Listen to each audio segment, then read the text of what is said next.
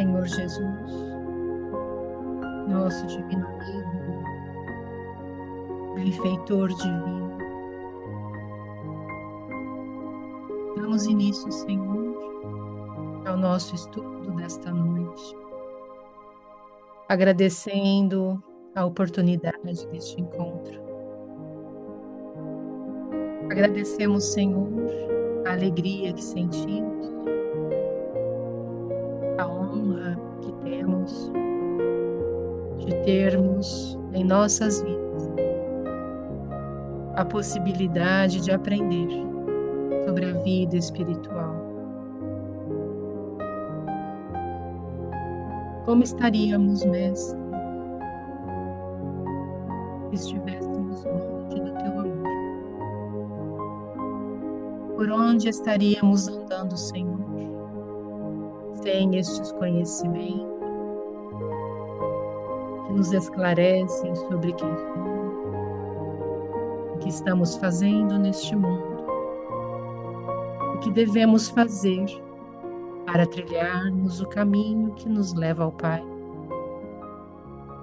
Então, Senhor, agradecemos, porque somos abençoados com a oportunidade de estudarmos juntos estes ensinamentos que nos chegam do mais alto. Agradecemos, Senhor, a presença querida e carinhosa dos nossos benfeitores. Ensina-nos, Mestre, a comungarmos os seus pensamentos, a recebermos as intuições, para que possamos aproveitar as oportunidades que a vida nos apresenta.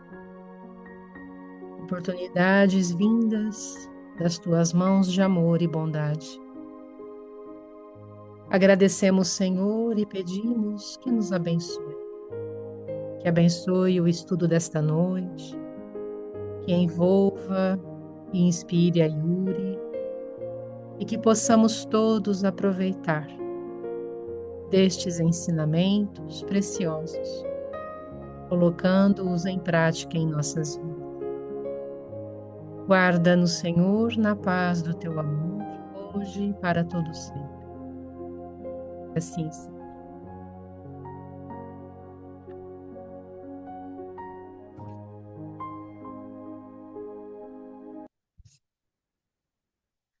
Boa noite a todos. Obrigado pela presença. Nós hoje temos a terceira parte do primeiro capítulo. Terminamos então, né, hoje o primeiro capítulo do livro Libertação. Então a Yuri vai apresentar para a gente.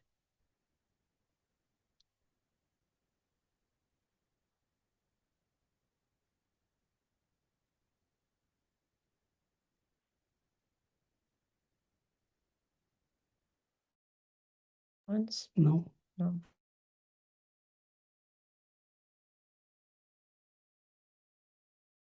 estamos vendo. Só não estamos te ouvindo. Ah, ok. Agora sim. Ok. Vamos. Deixa eu preparar. Não estou vendo. Ok, agora sim. Então vamos lá. Como a gente falou, última parte do capítulo 1, vendo eludições. E assim, Elucidações, ouvindo elucidações. elucidações. Elucidações. Obrigada. Então, aí vamos com o resumo da semana passada. Falou. Respira. Obrigada, gente, pela sua compreensão. Então, assim, vamos lá. Então, a semana passada, a Luciana nos falou destas instruções edificantes do ministro Flacos, e ele falou, não é, dessa coexistência dos planos, o mundo espiritual e o mundo material, como estamos interligados, e como milhões de espíritos imperfeitos coexistem conosco na Terra. Então, existe esta influência recíproca, espíritos e humanos interagem, mesmo em em diferentes estados vibratórios. Falou do domínio do espírito sobre a matéria, como a gente sabe que o princípio inteligente o eu, nós que direcionamos nossa existência. Então, a energia e a matéria são dirigidas pela força espiritual, pela força mental. Falou dessa evolução contínua, que tanto encarnados quanto desencarnados estamos em um processo de aprendizado e de aperfeiçoamento.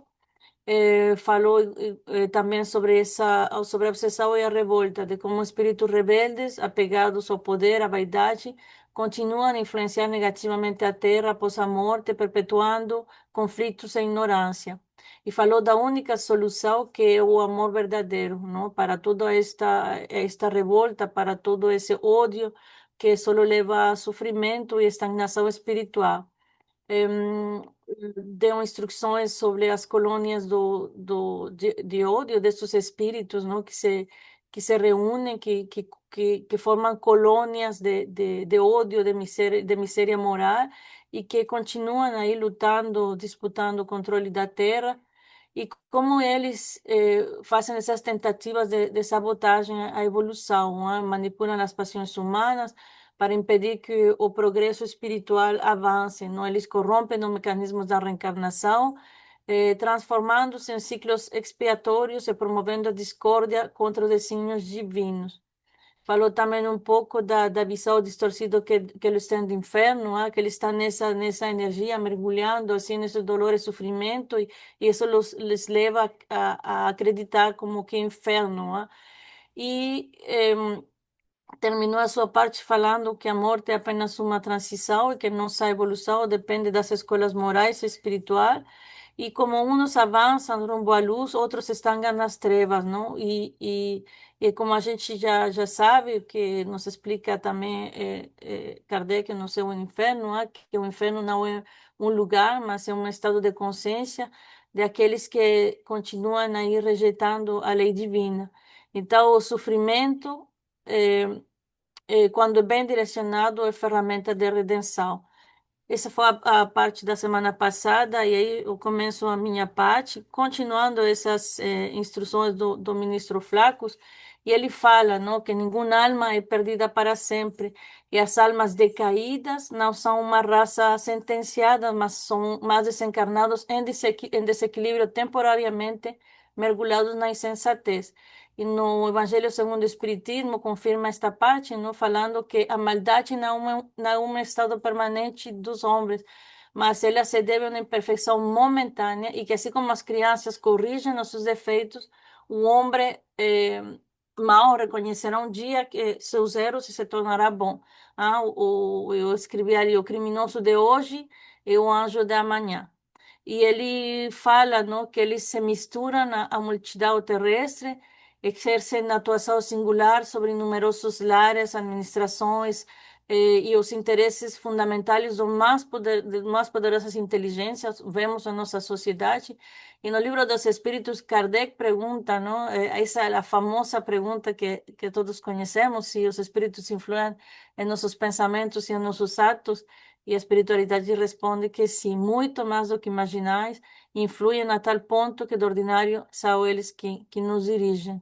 E eles têm um objetivo, que é manter a humanidade distraída e afastada de Deus, retardando a evolução coletiva. E também no livro dos Espíritos, eh, Kardec pergunta se eles podem, né, paralisar a marcha do progresso, e aí a espiritualidade responde: não, não, não, não pode, mas podem, eh, podem embaraçá-la, podem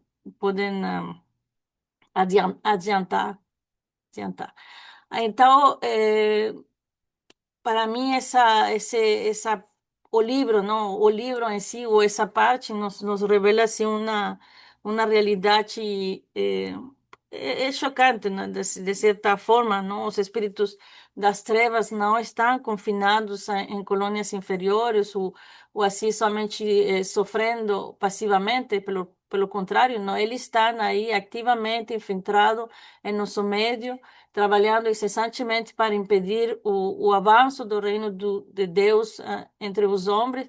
E por isso acho que Jesus afirmou, não, que meu reino não é deste mundo, justamente porque ele sabia que a Terra ainda é um território que está sobre a forte influência dessas entidades e eles se infiltram em todas as partes, não? Nos nossos lares, como ele fala aí, em organizações sociais e mesmo nos grupos, né, que deveriam promover a luz, não? Então, a estratégias que eles utilizam, né, é criar distrações, mantém a humanidade dopada, Flacos fala, não, narcóticos da ilusão, então nos vícios, no materialismo, nos conflitos, o entretenimento vazio, que finalmente nos afastam de nossa reforma íntima. Ai, em nossos lares, eles gostam de alimentar as mágoas, divisões, egoísmo dentro das famílias e das comunidades. E a gente vê também em nossos governos, em nossas instituições, como eles continuam aí pervertendo as boas intenções e mantendo este estado de ignorância, não? Então, assim, quando a gente continua distraída, adiando a nossa transformação moral, eles ganham tempo e o tempo para eles é precioso no sentido que quanto mais a humanidade permanece estagnada, mais eles prolongam seu domínio sobre as mentes e corações, sabe? Então, aí ele fala uma parte assim muito interessante que ele fala da transformação das regiões espirituais e eu vou ler e vou explicar um pouco o que eu pedi orientação para César. Então aí ele fala que de milênios em milênios a região que respiram padecem extremas alterações, as regiões umbralinas ou esses lugares, qual acontece o campo provisoriamente ocupado pelos povos conhecidos. A matéria que les estrutura a residência sofre tremendas modificações. É precioso trabalho seletivo se opera na transformação natural dentro dos moldes do infinito bem. Entretanto, embora de fileiras compactas incessantemente substituídas, persistem por séculos sucessivos, acompanhando o curso das civilizações e seguindo-lhes os esplendores e experiências, aflições e derrotas. Então, assim, como eu falei, pedi orientação a César e ele disse uma coisa assim interessante que a vezes André Luiz nos dá assim, pistas porque ele sabia que naquele tempo, quando no tempo que psicografou o livro, que possivelmente não entenderíamos nossa realidade do mundo espiritual. Então, o que basicamente quer dizer aqui é que nosso mundo material é uma versão grosseira, não, do mundo espiritual. Não? A Terra é como uma cópia imperfeita do mundo espiritual. Então, tudo o que temos aqui, eles também têm, ou mais bem, tudo o que eles têm, nós temos aqui. Então, eles têm flores, eles têm árvores, construções, escolas, sociedades, agrupamento, colônias, tem todo. Então, assim como a Terra passa por mudanças, seja geográficas, climáticas, o de civilizações, não, que surgem e caem, o plano espiritual também sofre estas mudanças, também se reorganizam, também reconstruem. Então, a matéria espiritual do espírito e do ambiente se altera, não, conforme o processo intelectual e moral dos espíritos. Então, a gente entende que este movimento, não, este movimento do progresso natural da vida, espíritos também aí cansam, tem alguns que estagnam e outros que buscam o progresso, não? Existem alguns que querem sair dessas regiões, mas outros também resistem.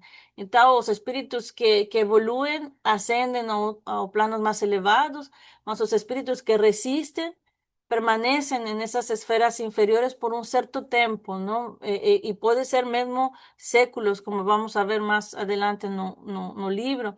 Então, assim, César me falou algo muito interessante, que falou que para muitos deles a Terra é o paraíso, não? Então, esses espíritos que insistem em não evoluir continuam ligados às vibrações mais baixas da humanidade.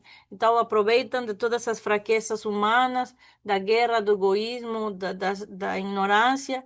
E aí, como falou Flacos, não, eles seguem os esplendores e experiências, aflições e derrotas. Ou seja, que se alimentam tanto dos momentos de glória, de vaidade, quanto das quedas, não, como de sofrimento. Então, isso, alguns avançam, outros ficam presos de padrões negativos, influenciando e sendo influenciados ao mesmo tempo pelas civilizações terrestres ao longo da história. Então, aí, dos colaboradores que estava aí na palestra pergunta, não, se questiona, não, diz a Flacos, grande benfeitor, reconhecemos a veracidade das vossas afirmações, todavia, por que não suprime o Senhor compassivo e sábio tal pavoroso quadro? Então, assim, uma pergunta muito interessante, não? Ah, por que Deus não muda este panorama, não? Se Deus é bom, é sábio, é justo, por que permite as trevas, por que permite o sofrimento? E aí o Flacos responde, que muito interessante, ele diz, se você quer que Deus elimine o mal e a dor, vocês... meditem em vocês, não? Ele fala, não será o mesmo que interrogar pela tardança de nossa própria adesão ao reino divino?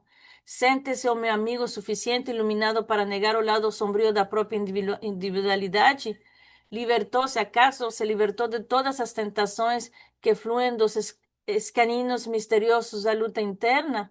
Não admite que o orbe possua seus círculos de luz e trevas, qual acontece a nós mesmos nos recessos do coração.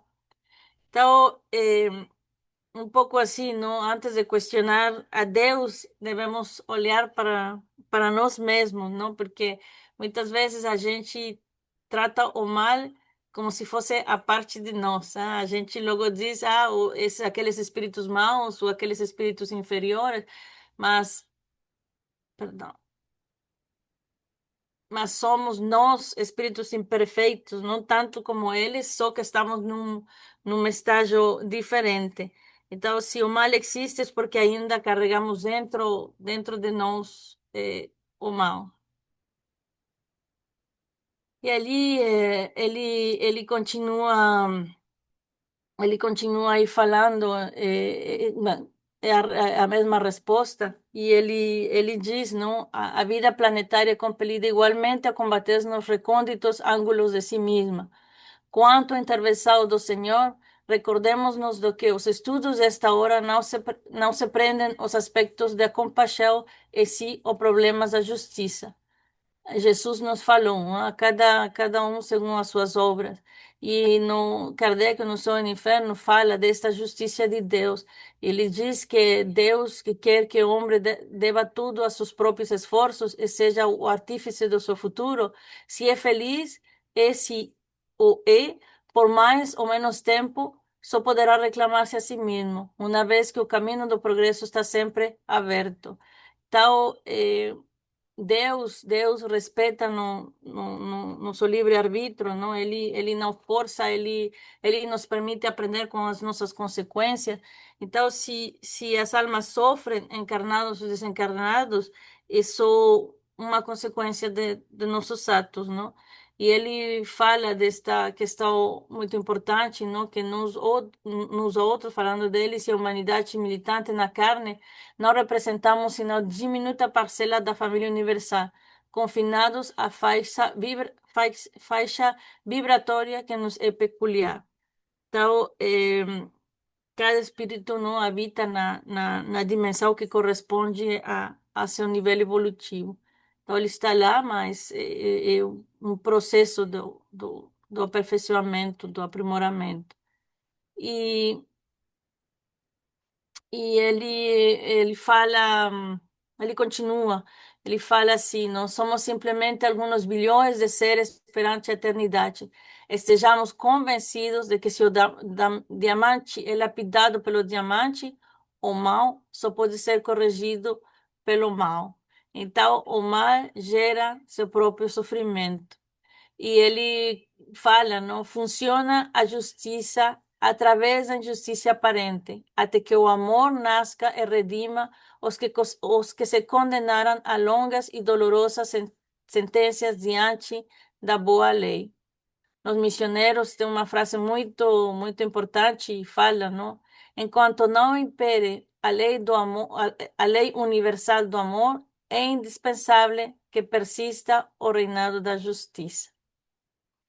Então, eh, eu vou comentar depois, mas ele fala, não? Homens perversos nessa ideia de que o mal é corrigido pelo mal. Ele fala, homens perversos, calculistas, delictuosos e inconsequentes são vigilados por gênios da mesma natureza, que se afinam com as tendências do que são portadores.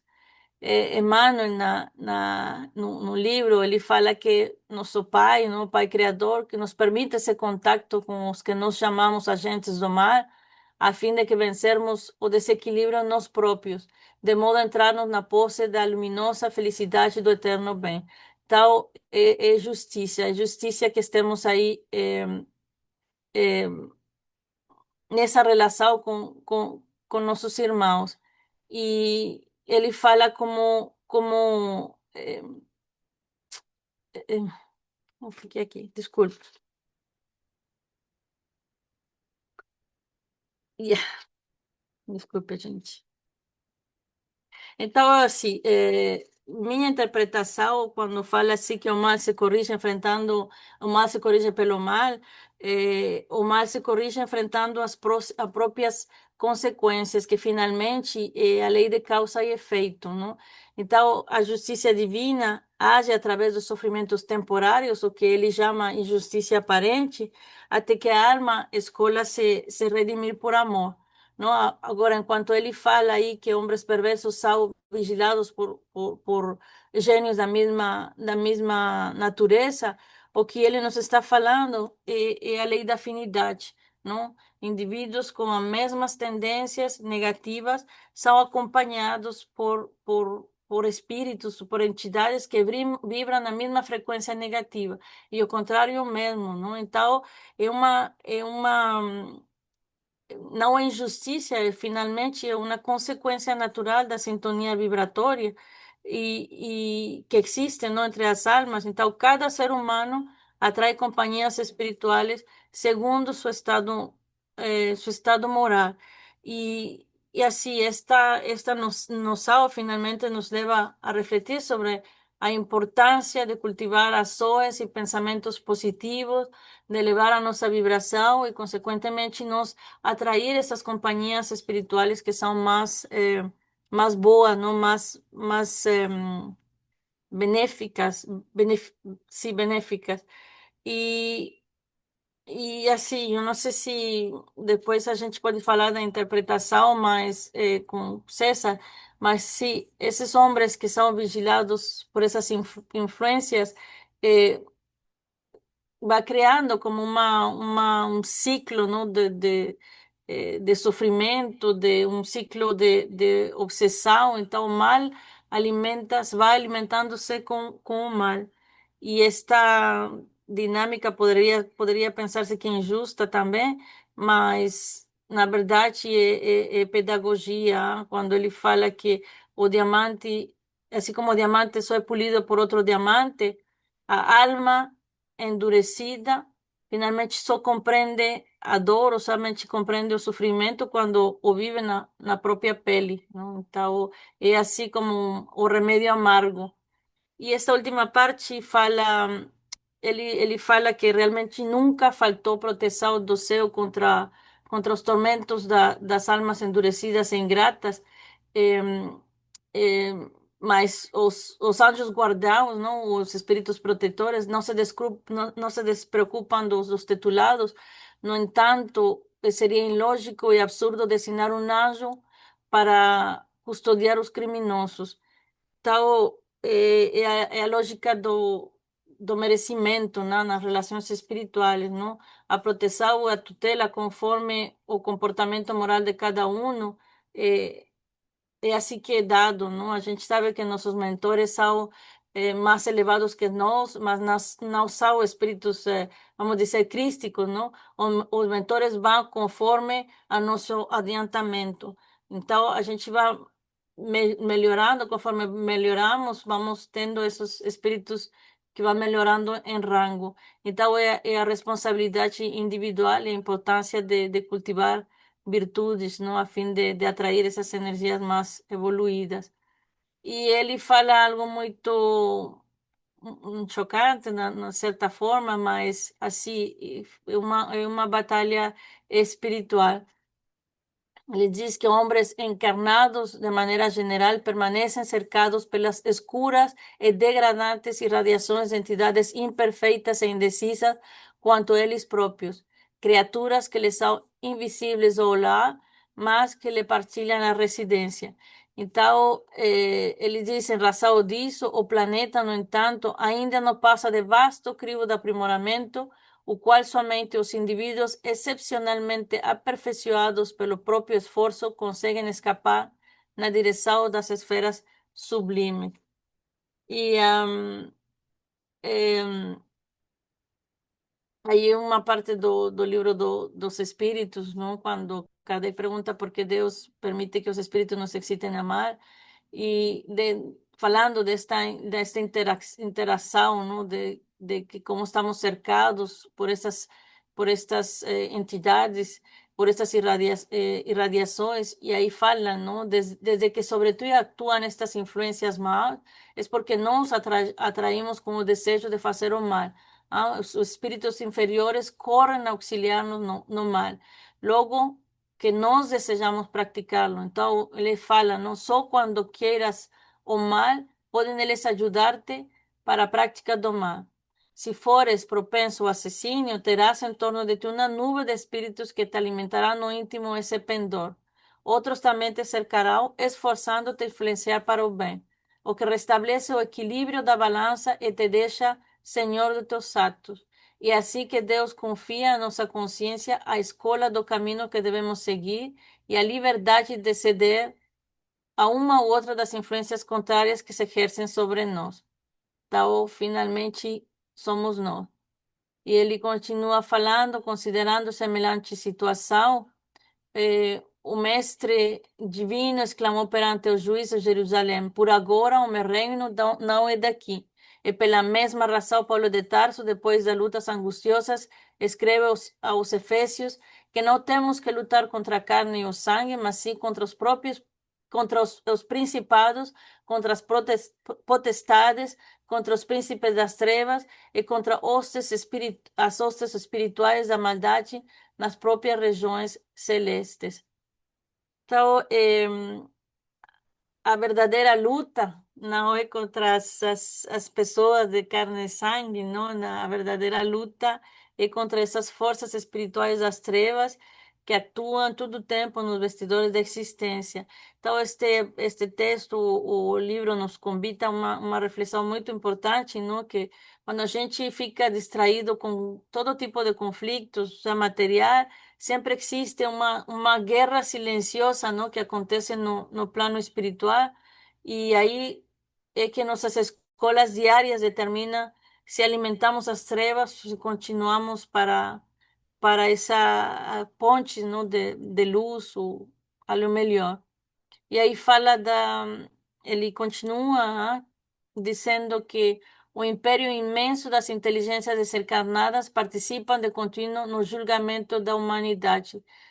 Trabalhadores incompletos, falando deles, detentores de belas dificuldades e terríveis inibições na ordem do aprimoramento iluminativo, descrevendo, não, que mesmo assim temos uma influência, que temos um papel na redenção.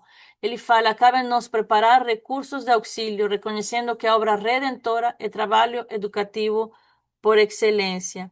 Então, aí uma exortação à responsabilidade espiritual, à moral daqueles que têm conhecimento, daqueles que têm sabedoria, não? O progresso humano nunca é somente individual, mas é coletivo.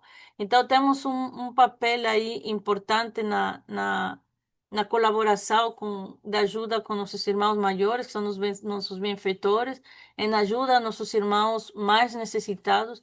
Assim como nós recebemos ajuda, Deus espera de nós um trabalho.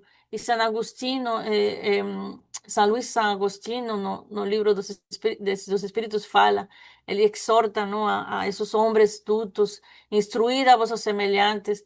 Ele fala, homens de talento, educai a vossos irmãos.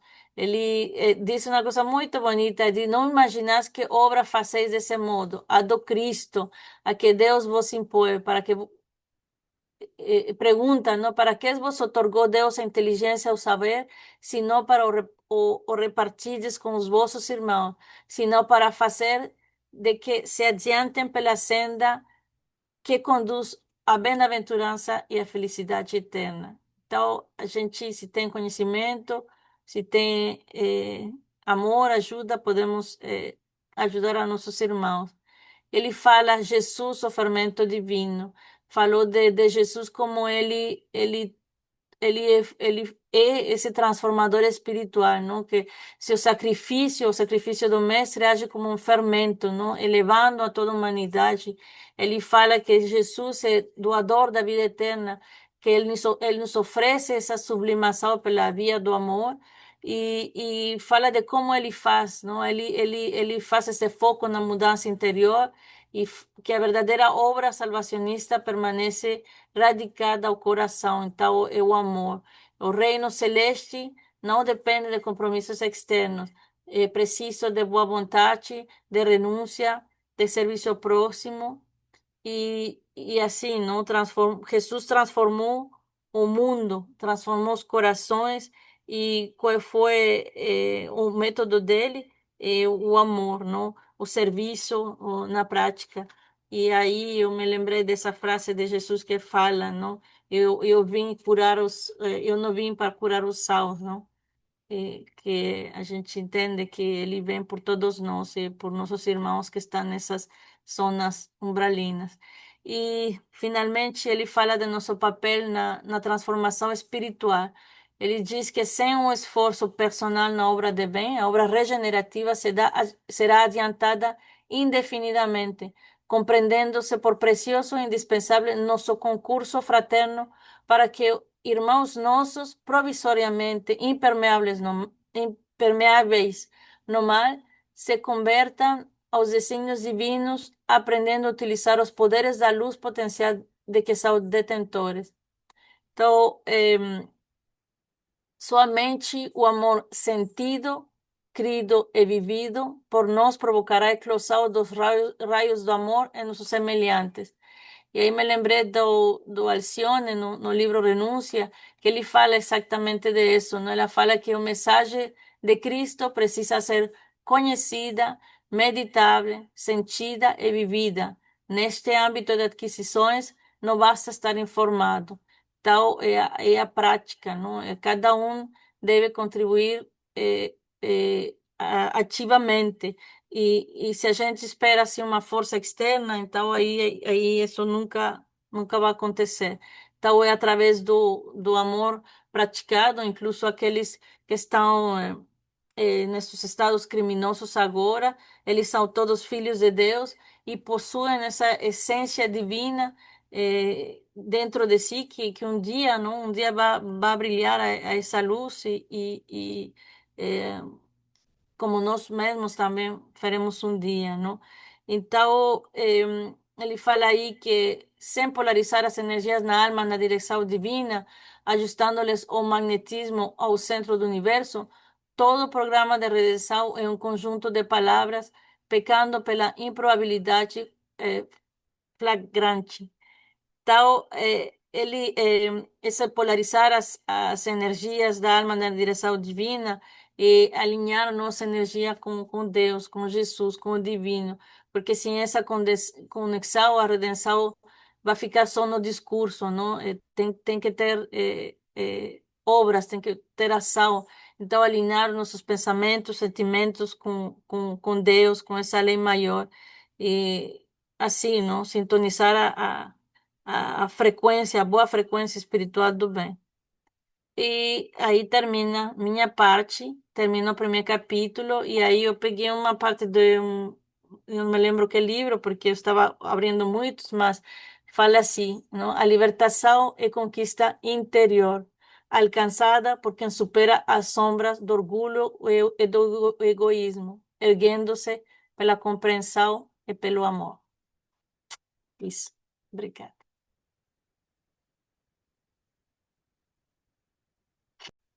Obrigado, Yuri. Muito Obrigada, bom. Yuri. Muito bom. Então, passamos à segunda parte, né, com as reflexões, comentários e questões. Inicialmente, eu chamaria atenção, né, para o que a Yuri chamou dessa guerra espiritual. O mundo é um campo de batalha, né, onde há os espíritos que estão promovendo o crescimento, a melhoria da humanidade, e aqueles nossos irmãos que querem manter a Terra como ela é, né, querem manter o ser humano como ele é. E nesse texto, André Luiz ele nos fala, né, que nós ou nos filiamos àqueles que querem, né, progresso ou àqueles que querem manter o status quo.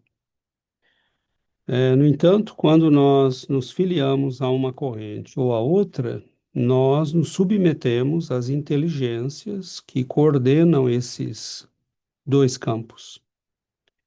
E é por isso que quem escolhe, né, o caminho de desobediência às leis divinas acabará submetido às inteligências superiores deste campo, né? Então, nós vemos que muitos, com a pretensão de serem livres, de fazerem o que querem, né, eles acabam, na verdade, escravizados, e é o que André Luiz vai mostrar nesse livro, né? Que espíritos de mentes muito poderosas, né, coordenam os dois campos.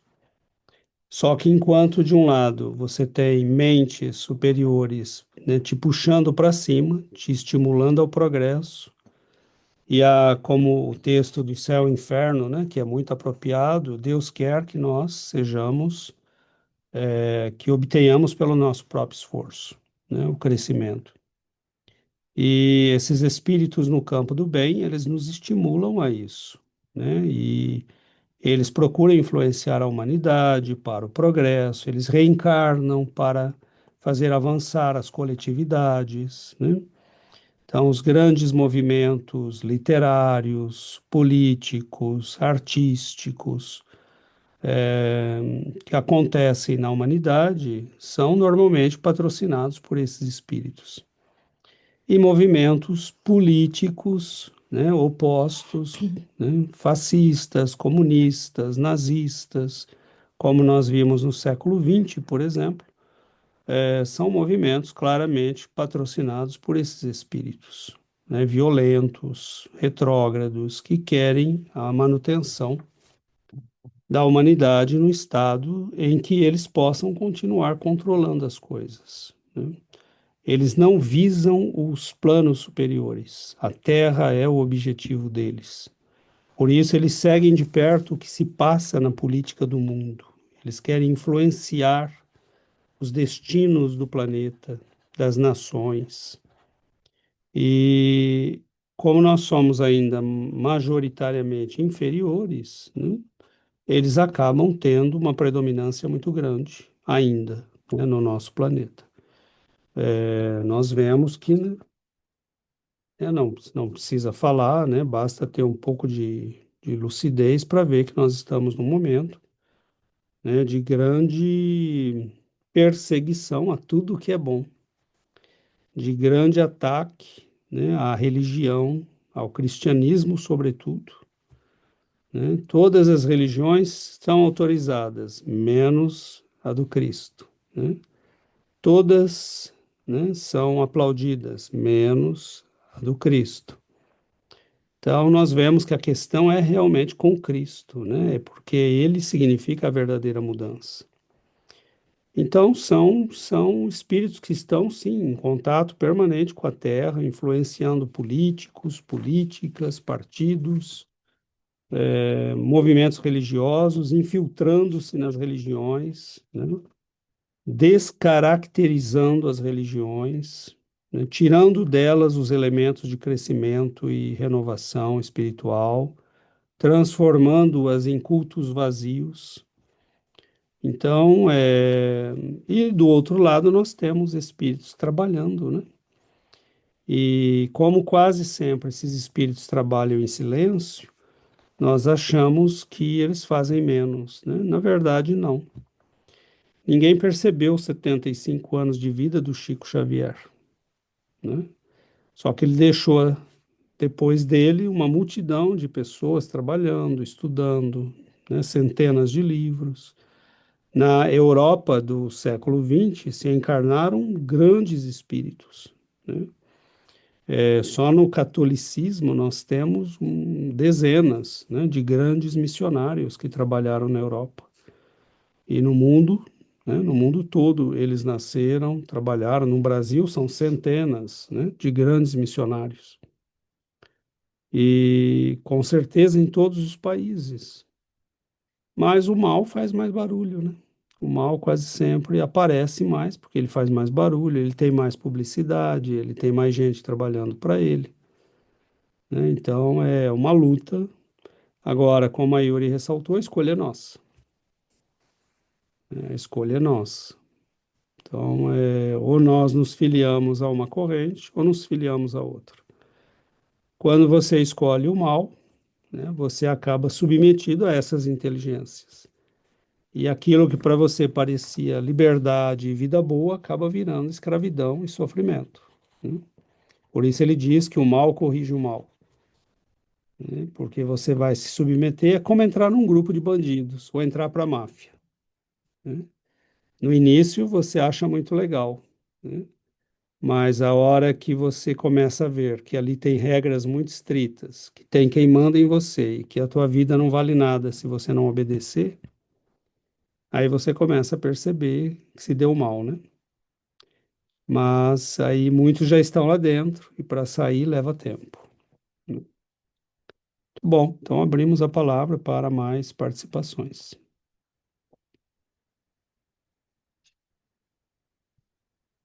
Karen, Hola, buenas noches.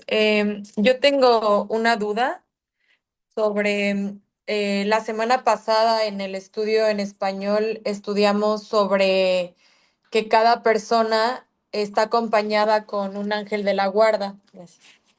Y yo pensaba, estas personas que se satisfacen en hacer el mal, que hacen el mal, ¿no? Personas malas realmente. Si todos estamos acompañados de ángeles de la guarda, ahí ellos llega un momento en el que se retiran, ya no los acompañan más o están como intentando intuir en algunas cosas o también lo que mencionan ahorita, que cada quien tiene un benefactor o los benefactores están de acuerdo a su nivel moral. Ahí con esas personas, por ejemplo, ¿cuál sería como el nivel moral de los benefactores que los acompañan? ¿O no hay benefactores que los acompañen a menos que ellos abran la puerta para recibirlos? Esa sería mi pregunta. Gracias. graças, Karen. Nós temos, né, benfeitores que acompanham pessoas, grupos, comunidades, né, e eles procuram espíritos familiares, né? Então, nós vemos que muitas vezes a mãe, o pai, né, é, ou alguém próximo, né, que se ocupou daquela pessoa, que tentou educá-la. E muitas vezes nossos benfeitores nos acompanham mesmo depois que nós escolhemos os caminhos equivocados. Mas eles têm, né, no livro dos Espíritos, eles explicam bem isso, eles dizem, chega um momento em que eles devem se retirar porque você fez as suas escolhas. Mas eles sempre vão passar, né, de vez em quando para ver como estão as coisas, né, para ver se há uma janela, né, se o sofrimento já fez o trabalho que deveria fazer em nós. E desde que eles identifiquem a possibilidade de uma mudança, eles vão agir para tentar ajudar-nos, né? Eu lembro de um espírito que se comunicou uma vez numa das nossas reuniões. Ela se dizia, comunicou-se em primeiro um espírito que se dizia um comandante guerreiro, né, de falanges espirituais, e, e ele, depois dele, comunicou-se uma senhora, né, que se dizia uma serva dele, Havia né? sido, né? E Ela havia sido uma ela havia serva sido dele. uma serva dele em vida e continuou servindo ele, né? Servindo no mundo espiritual. Mas ela dizia: esse foi o meu disfarce, né? Eu me faço passar por uma serva, mas o meu objetivo sempre foi tirá-lo de lá, ajudá-lo, e finalmente ele está chegando a isso, né? Então veja o sacrifício, né? Aqui, muitas vezes um espírito se propõe para salvar uma alma, né? Então os benfeitores continuam nos auxiliando, fazem o que podem, mas nós somos livres e temos que responder pelas nossas escolhas. Se nós não ouvimos, se nós fechamos todas as portas, se nós não damos abertura nenhuma, eles não têm escolha senão se afastar, né? Agora, a questão do nível evolutivo dos benfeitores é variável também, né? Nós temos benfeitores que às vezes são praticamente espíritos familiares, né? São melhores do que o protegido, mas não são espíritos de luz, e isso pode variar muito, né? Mas grupos, comunidades possuem sempre espíritos que são os pais espirituais daquele grupo. Então, há uma escala, né, de mesmo aquele espírito, por exemplo, quantas vezes nos livros de André Luiz nós vimos uma mãe, um amigo que foi pedir ao benfeitor espiritual a intervenção, né? Então, ele não era capaz de fazer ele mesmo, mas ele sabia a quem pedir, né? Então, esses vários livros que nós temos estudado, inclusive nesse, né, nós veremos que vai ser um caso desse também, né? Nesse caso, vai ser um espírito superior que pede a intervenção, né, porque seria mais fácil. Mas em vários livros que nós já estudamos, nós vemos, né, a avó preocupada que vai pedir pela neta, a mãe pelo filho, né, o familiar pelo. Então, há uma escala também, né? Mas o importante é que há sempre alguém que nos ama, há sempre alguém que está tentando nos ajudar. E, É sempre dep alguém que desperta, né? e depende de nós, né, que a gente dê abertura, né, a esse espírito para que ele possa nos auxiliar, né? Oi, Yuri. Só também completando a Karen, a pergunta 495 do Livro dos Espíritos fala disso, não? Ele diz: o espírito protetor abandona a vezes a seu protegido quando se mostra rebelde a seus avisos. E aí a espiritualidade responde: se aleja, não sei, eu tenho em espanhol, não sei se fala aleja, Pode ler em alongue, espanhol.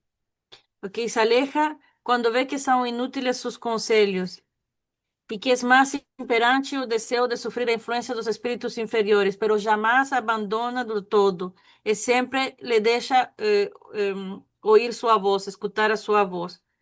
O hombre es quien entonces cierra los oídos, pero el espíritu protector vuelve apenas se le llama.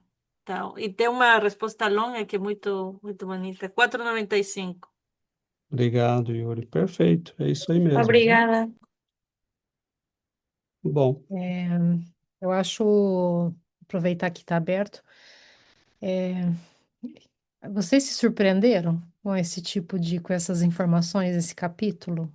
Porque quando a gente lê pela primeira vez, é difícil, né? De falar, uau, como que acontece nesse tipo de influência e esse trabalho do mal, né, no mundo, a gente não faz muita ideia, né?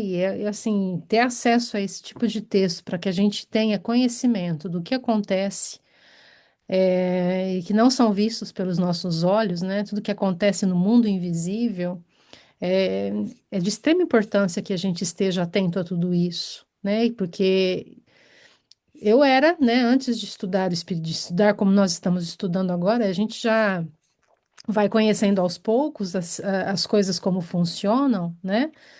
Mas esse tipo de trabalho que é feito, né, no mundo espiritual, para que nós permaneçamos na ignorância, para que nós permaneçamos, né, num modo não evolutivo, né, porque esses espíritos, como a gente percebe no texto, querem que nós fiquemos como estamos, que a gente não cresça, que nós não descubramos o caminho, né, da evolução.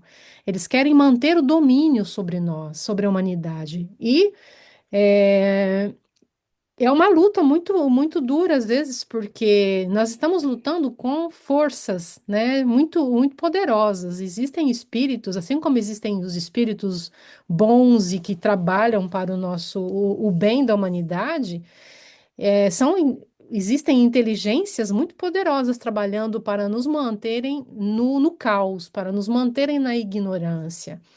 E não pensemos que estamos livres disso, de sofrer as influências desses espíritos, porque nós que estamos estudando, né, o espiritismo e que estamos nos conscientizando do que acontece no mundo espiritual, eles também trabalham para cortar a nossa abertura para esses conhecimentos.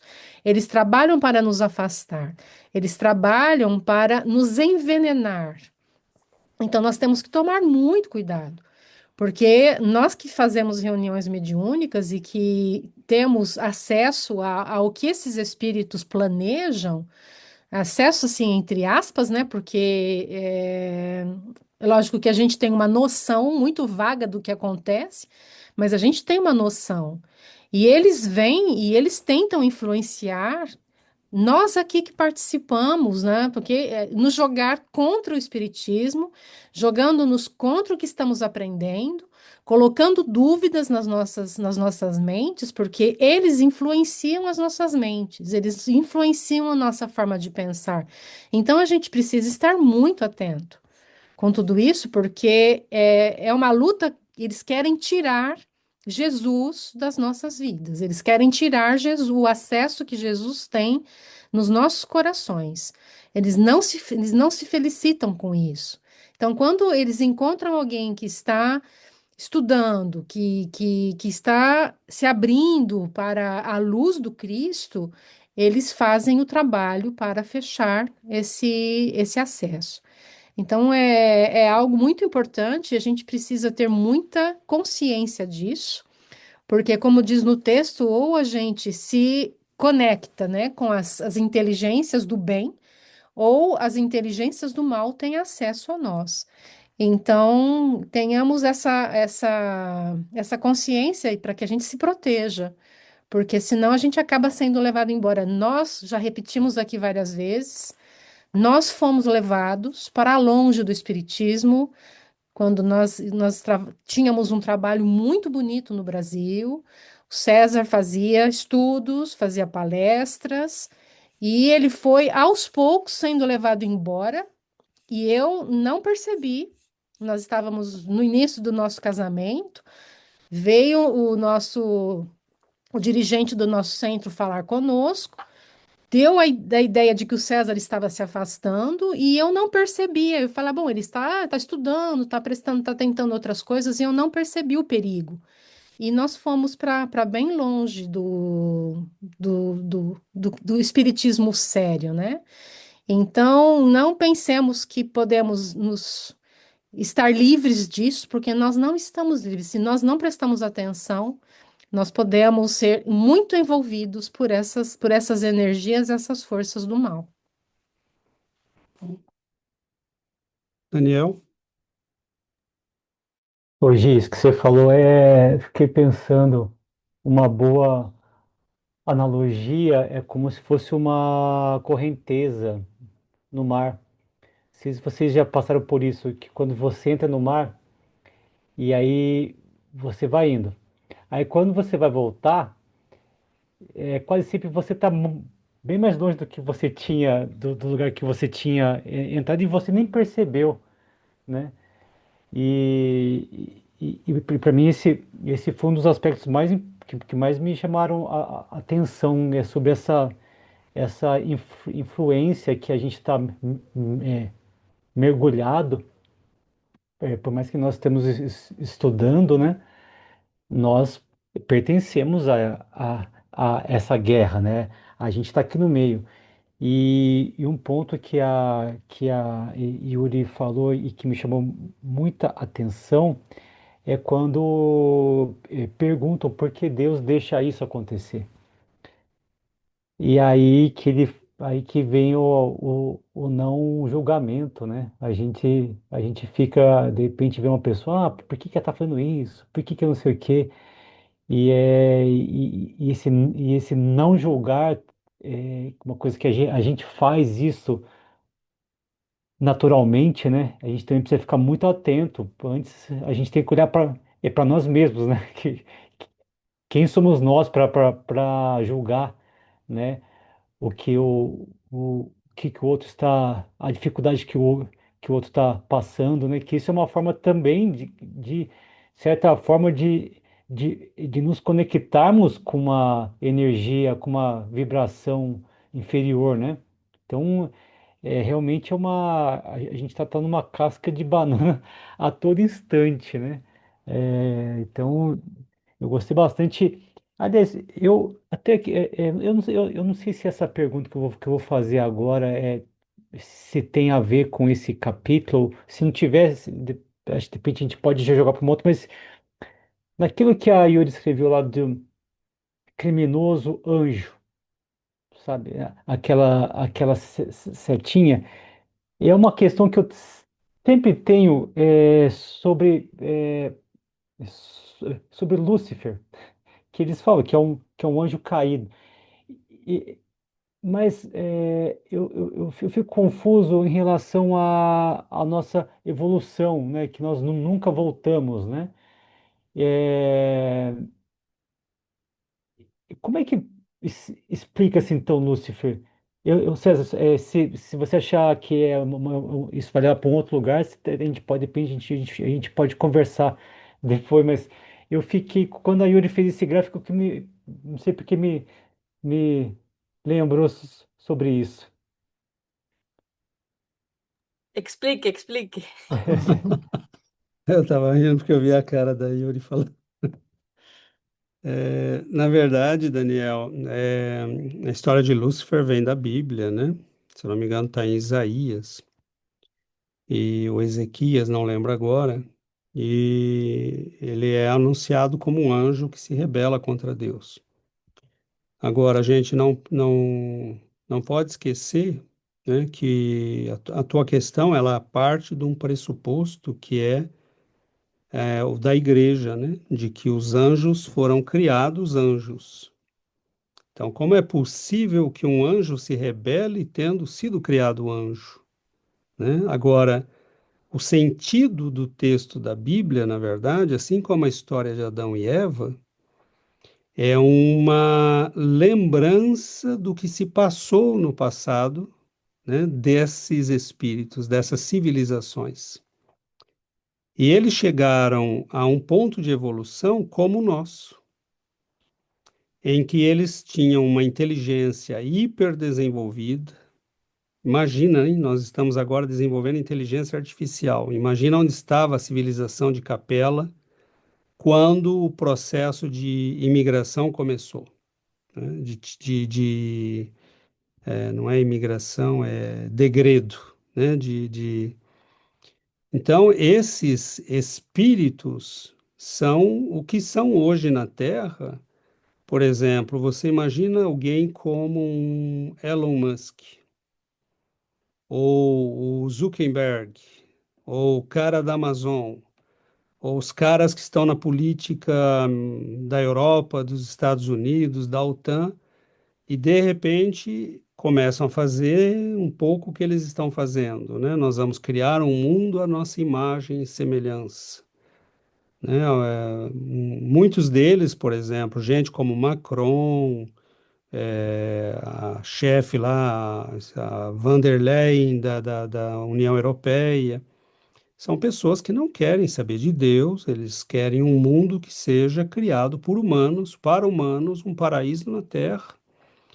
Nós estamos chegando ao ponto de começar a mexer na genética humana. Nós temos engenharia social, nós temos uma tecnologia altamente desenvolvida e nós estamos nos opondo a Deus. Então, nós somos luciferinos, porque Lúcifer quer dizer aquele que porta a luz. Nós portamos a luz, nós temos a luz do conhecimento, mas não temos a luz moral. E nós estamos nos opondo a Deus, dizendo: nós não precisamos de você, nós somos maiores que você. É a história da Torre de Babel na Bíblia, porque eles queriam construir uma torre tão alta que eles pudessem confrontar Deus, né, e vencê-lo. Então, essa história da Bíblia, né, e que a igreja adota, e na verdade ela é um reflexo, né, uma lembrança que nós temos do passado que já vivemos e que agora estamos começando a reviver. Porque o que são esses grandes cientistas, né, esses políticos que estão construindo o mundo de hoje sem Deus? São criaturas que têm muita luz, a luz do conhecimento científico, mas que são profundamente obscuras moralmente, né, e que estão desafiando Deus. Então, são anjos, né, no sentido simbólico do termo, que estão caindo, né? São criaturas que poderiam servir a Deus, mas estão escolhendo se opor a Ele, né? Agora, não esqueçamos que tudo isso é muito simbólico, né? A história da Bíblia refletia um passado vivido, né? Quem caiu, não, eles não foram anjos caídos, né? Foram criaturas que subiram muito, cresceram muito, como nós. Estamos chegando agora nesse ponto, né? E que no momento que se opuseram a Deus, bom, né, a gente pode considerar que aí eles deram passo em falso, né? Então, realmente não há retorno, né? E mesmo a igreja dizer que anjos, né, um anjo se rebelou, e com ele vários, né, é uma coisa completamente ilógica, porque é dizer que Deus criou algo imperfeito, né? Se Deus criou anjos e eles são perfeitos pela criação divina, jamais eles poderiam se opor a Deus. Mas é porque a igreja não tem a noção de evolução, não tem a noção de nada disso que nós estamos falando, né? Daí o perigo, né, de desenvolver somente o lado da inteligência, da Bom, sabedoria, mas não desenvolver o lado do amor, né, da moralidade. e agora, nesse exato momento, desde 1700 e pouco, né, com os movimentos libertários na França, na Europa, na Inglaterra, os grandes promotores, né, do iluminismo, né, que nós também podemos ver aí a famosa ordem dos Illuminatis, né, e outras do mesmo gênero, né, a franco-maçonaria, e aí nós iríamos muito longe, né? Mas são todas elas instituições devotadas a transformar o mundo num paraíso terrestre, humano, feito por homens, controlado por homens, né? Então, as religiões não são mais que uma doença Uhum. da humanidade que vai desaparecer aos Mas, na poucos, verdade, no né? fundo, são ateus, né? Não acreditam, São, né? Não acreditam.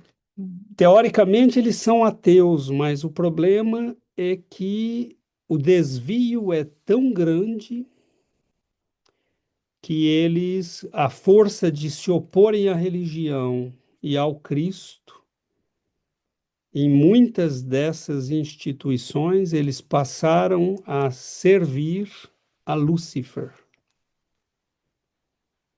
E daí vem as igrejas e cultos satânicos que nós temos hoje no mundo. Os mais perigosos, no entanto, são secretos. E, bom, a gente poderia falar mais, mas acho que não é necessário. É a mesma coisa, nós estamos vivendo esse fenômeno dos anjos caídos. Eles não são anjos, obviamente, mas são seres de muita luz, né? Porque quando você tem o conhecimento das ciências psicológica, sociológica, né, da política, das ciências físicas e biológicas. Tudo isso está a serviço dessas ideologias perversas, né? Então, nós estamos nesse ponto, exatamente nesse ponto. Ficou mais claro, Daniel? Sim, muito obrigado. Nada. Bom, se É, tem vários trechos no livro, né? Tem vários trechos assim que eu acho que, por exemplo, ele fala mentes cristalizadas na rebeldia. Quanto tempo leva para descristalizar uma mente? Uma mente que está cristalizada na rebeldia, né? É? posso dar um exemplo? Pode. A cristalização é um processo químico. É uma pena que eu não, a Giovana falou, levantou o assunto agora, né? Eu poderia procurar na internet. É, se você procurar cristalização, você vai ver que, por exemplo, a primeira vez que eu vi, né, eu só conhecia teoricamente, né, estudando para vestibular, esse tipo de coisa, mas na faculdade, um dia, né, a gente estava no curso de química analítica, e, e aí você tem, né, uma solução, ela está concentrada, mas você aquece, né? E ela está hiperconcentrada, mas com o aquecimento e a agitação, ela vai dissolvendo tudo, e está tudo dissolvido ali, né? E aí você pega uma baguete, né, um coisa de vidro, e deixa ela esfriar um pouco, aí você dá uma batida. A vibração, né, faz as moléculas, os átomos se juntarem, né, e aí você forma os sólidos, né? O cristal. E alguns cristais são verdes, azuis, né? Tá tudo branco, transparente na solução, e algumas cristalizações são muito bonitas. Mas no momento em que forma aquele cristal, né, você formou um cristal, né? E então o processo para que você o desfaça depois, né, muitas vezes vai exigir também altas temperaturas, né, dissolução em meio apropriado, né? E aí você vê, né, André Luiz usar esse termo, né? Porque uma vez que a mente cristalizou, ela assumiu uma forma, como um cristal assume uma forma, né? Por exemplo, o cristal de cloreto de sódio, ele é quadrado, né? Então tem um sódio, um cloro, um sódio, um cloro, né? Ele é como um quadrado. Tem outros que são octogonal, né? Tem várias formas, né? Mas a partir do momento que ela assume uma forma, ela assume uma forma. E aí, quanto tempo ela vai permanecer nessa forma? Né? Então é interessante que ele use o termo, né? Cristalização. Na Que rebeldia, a né? rebeldia, né? E eles conhecem inumeráveis recursos de perturbar e ferir, obscurecer e aniquilar. Pois ele tem uma outra frase que fala: escasso número de pessoas, ainda mesmo em se tratando dos religiosos mais avançados, guardaram a prudência de viver no vaso físico de conformidade com os princípios superiores que esposaram. Escassos são o número de pessoas que vivem de acordo com os princípios, né? Mas o termo-chave é prudência, né? Tiveram a Prudência prudência, de viver. porque quando nós não temos essa prudência, né, nós acabamos nos quadros de perturbação após o desencarne, né? E não só após o desencarne, porque esses quadros de perturbação, Começam na né, vida, né? começam já nessa vida e vão influenciando a família, né, destroem casamentos, destroem obras generosas, né, De de caridade. caridade, de amor, destroem projetos importantes que poderiam ajudar a humanidade. Né? Então, não é, como a Giovana ressaltou, não é uma brincadeira nisso, né? Nós estarmos atentos a isso, sermos prudentes, né? Sermos prudentes como, né, cristãos verdadeiros, porque não é brincadeira isso. Que ele diz aqui que nós somos espíritos incompletos e aderimos aos movimentos que lhes dizem respeito e colhemos os benefícios da ascensão e da vitória ou os prejuízos da descida e da derrota. Então, nós somos ainda espíritos incompletos. Então, nós temos fragilidades. Então, por isso, daí o perigo, né? Que nós podemos ir para um lado ou para o outro, né? De onde vem, né, a necessidade da prudência, né? Prudência, oração, estudo e nos confiarmos à proteção dos nossos benfeitores, né? A proteção do Cristo, sem a qual nós não conseguimos, né? Todos aqueles que tentaram se colocar, né, em oposição a esses espíritos ou imaginando que pudessem enfrentá-los, né, acabaram muitas vezes mal, porque nós não temos gabarito para isso, né? Agora, Jesus nos disse, não resistais ao mal. Ele estava dizendo, não vá se meter a besta, deixe isso comigo. Eu posso. Agora você segue o bem, né? Não resistir ao mal quer dizer não perca tempo brigando com quem você não pode ganhar. Estimule o bem, faça o bem, né? E aí deixa o resto comigo. Oi, Esmeralda. Buenas tardes.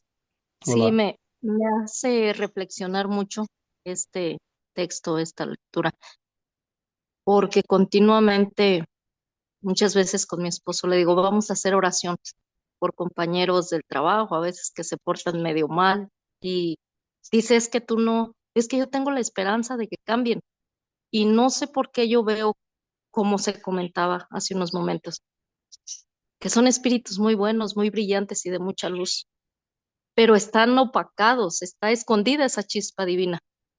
Y si no podemos con palabras, yo creo que con oración sí se puede.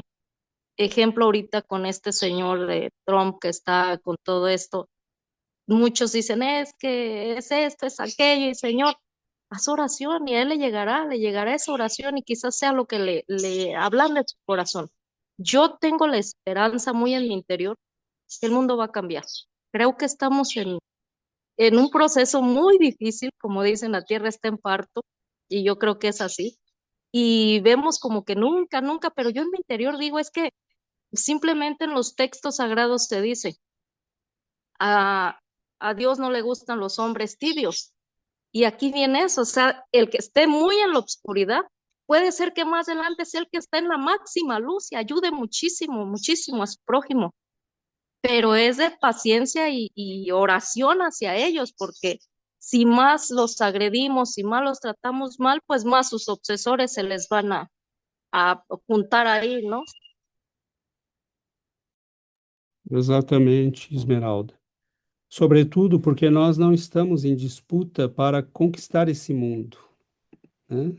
Então, a nossa missão é de esclarecer, partilhar o conhecimento, partilhar a luz e dar o exemplo, porque realmente nós não precisamos lutar com ninguém, porque são nossos irmãos e muitas vezes alguns são bons, estão equivocados, estão seguindo caminhos que não são os melhores.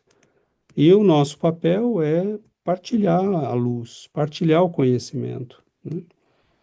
E você está certíssima, esse mundo vai mudar, né? E a oração no trabalho, o estudo, é esse o nosso papel. Agora, não imaginemos, né, que as forças superiores estejam inertes, né? As coisas vão até um certo ponto, né? E nós já vimos isso na história, né? A história está cheia de O exemplos, Inácio falou ontem, né? né? Quando chega num certo ponto, as forças superiores agem, porque aí é o destino da humanidade, né? No Livro dos Espíritos, na Lei de Progresso, eles falam, né? Allan Kardec questiona esses espíritos que bloqueiam, né? Que tentam atrasar o desenvolvimento da humanidade. E eles dizem, sim, às vezes eles conseguem, mas chega um momento em que a providência divina diz basta e eles viram como pedras sobre as quais se passa uma carroça, né? Uma roda. Eles serão esmagados pela força do progresso. Porque chega um momento em que as coisas são inevitáveis, né? E agora nós precisamos entender, né, como a Yuri colocou na apresentação, e nós, né? E o nosso papel nisso tudo? Por mais simples que ele seja, né? Cuidar da nossa família, orar pelos nossos amigos, né? Convidar para um estudo, dar um livro, né? Todo o pequeno trabalho que nós possamos fazer é um trabalho dentro da luz, né? É um trabalho de quem está afiliado a estes espíritos superiores que querem o bem da humanidade, né? Então, essa é a nossa alegria, esse é o nosso propósito, né? Esse é o nosso objetivo de vida. Estarmos junto com aqueles que querem o bem da humanidade. E os nossos irmãos que ainda não estiverem prontos, que estão equivocados, nós temos que orar por eles e lamentar, né? Porque muitas vezes estão escolhendo caminhos de sofrimento, de dor, né? Quantas pessoas ilustres, inteligentes, né? Quantos médicos escolhendo, né, apoiar causas que são perigosas espiritualmente, né? Quantos políticos brilhantes patrocinando mentiras, né? Então, nós sabemos onde acaba tudo isso, né? Então, nós não estamos em disputa por este mundo, né? Jesus disse: Meu reino não é deste mundo, ainda, né? Mas um dia será, né? Um dia será também deste mundo, né? Quando a maior parte da população, né, tiver alcançado um nível de educação espiritual que favoreça, né, o estabelecimento do bem e da regeneração no nosso planeta. Tudo virá a seu tempo. Mas a fala da Esmeralda é importante. Deus não quer, né, não aprecia pessoas covardes, né? Que nós tenhamos a coragem de viver, né, a nossa, como disse no texto que a Giovana leu, né, e como a Yuri também colocou, que os nossos, né, ele fala, ele usa o termo, né, a improbabilidade de que nós consigamos alguma coisa, né, de relevante se não combinamos o que falamos com os nossos atos. Então, isso é um desafio para todos nós, né? Não é fácil para nenhum de nós, mas é nesse mundo, nesse meio, no meio dessas pessoas com quem nós estamos, que nós vamos testar a nossa capacidade de aprender, de mudar e de integrar o conhecimento, né? E Jesus não está esperando de nenhum de nós aquilo que nós não podemos dar, né? Não pode ser ingênuo, A né? gente tem que ser realista, saber conhecer as próprias forças, mas todos podemos algo de bom. É isso que é importante. Todos podemos algo de bom, né? Mesmo que pequenininho, né? Um exemplo que nós damos, por menor que seja, né? Às vezes, cuidar de um animalzinho, né, quando outros o agrediriam. Ser benevolente com o idoso, né?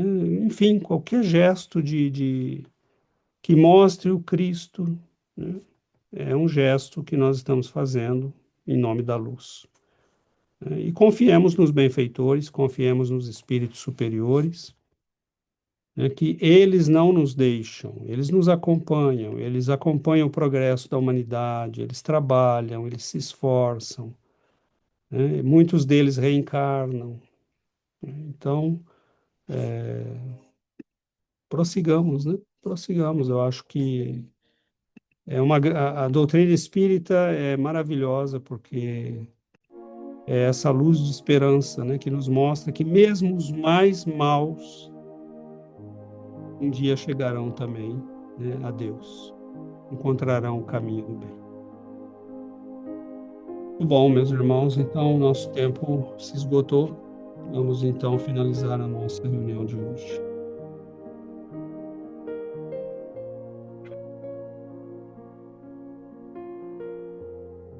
Querido Mestre Jesus, queridos benfeitores, bendita, Senhor, a luz que nos envolve, a claridade que nos abençoa, o entendimento que nos renova o coração. Que nós possamos ser, Senhor, a boa terra, que nós possamos arrancar as ervas do orgulho, do egoísmo, da vaidade, para que as sementes do vosso amor possam, Senhor, germinar, frutificar. Nós agradecemos aos benfeitores espirituais que nos têm amparado, que acompanham de perto nossas lutas, nossas dificuldades e compreendem aquilo que estejamos e que estamos vivendo e que procuram, pelos meios os mais diversos, nos auxiliarem, nos ampararem. Eles visitam nossos lares, amparam nossos familiares e esperam a nossa colaboração. Naquele momento em que ficaríamos nervosos e ficamos calmos, nós estamos colaborando com eles. Naquele momento em que perderíamos a paciência e esperamos um pouco mais, nós estamos colaborando com eles. Enfim, nós compreendemos que podemos sempre fazer um pouco para que eles possam fazer muito. Nós agradecemos, Senhor, por estes momentos de reflexão, de aprendizado. Agradecemos a bênção de aprendermos e pedimos ao Senhor que nos abençoe, que possamos prosseguir, que possamos crescer e aprender. Que os benfeitores iluminem a todos nós, iluminem nossos lares, iluminem nossas vidas, e que nós possamos sentir suas presenças, seu carinho, a ternura com que nos envolvem, com que nos visitam, e o carinho imenso, a alegria que sentem em ver-nos estudando, aprendendo, esforçando-nos para a nossa melhoria. Que o Senhor nos abençoe, que a vossa luz permaneça conosco, hoje e sempre, Senhor. E assim seja, Mestre.